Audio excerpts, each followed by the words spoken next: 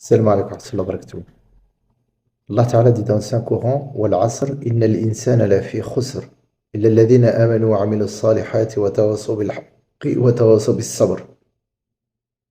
Allah subhanahu wa ta'ala a juré par le temps qui est un élément de sa création, car Allah Azza wa Jalla est en dehors du temps et de l'espace. Wal asr, donc qui est communément pour les savants le temps de vie de l'être humain, al-umur, ce que tu vas passer ta vie à faire pendant ce temps qui t'est imparti de vivre. L'homme est en perdition, Allah nous dit. La majorité des hommes sont en perdition parce que ils ne croient pas Dieu.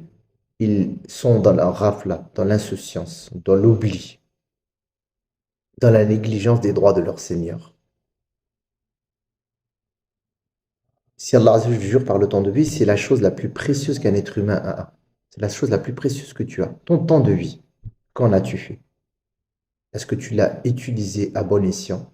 Est-ce que tu l'as investi pour ta vie ultérieure, ta vie éternelle? Ou tu l'as dilapidé en le gaspillant dans la désobéissance, dans la négligence et dans l'insouciance? Pour éviter d'être parmi ces perdants, Dieu te dit Illa alladhina amanu wa amilu salihat.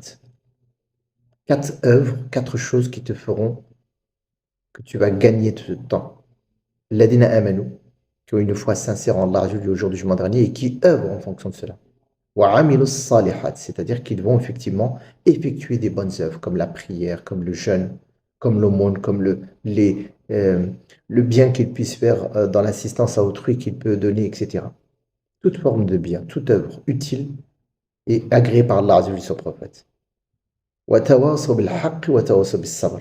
Mais ces personnes-là ne se limitent pas uniquement à faire le bien pour eux, mais ils le font aussi dans l'objectif de se réformer et de réformer autour d'eux, et donc d'appeler au bien.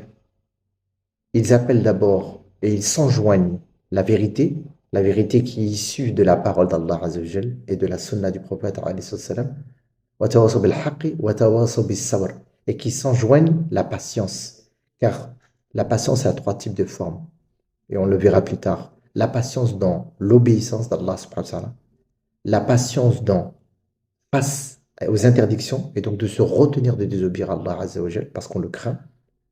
Et la 3e type de patience, c'est la patience face aux décrets divins et aux épreuves.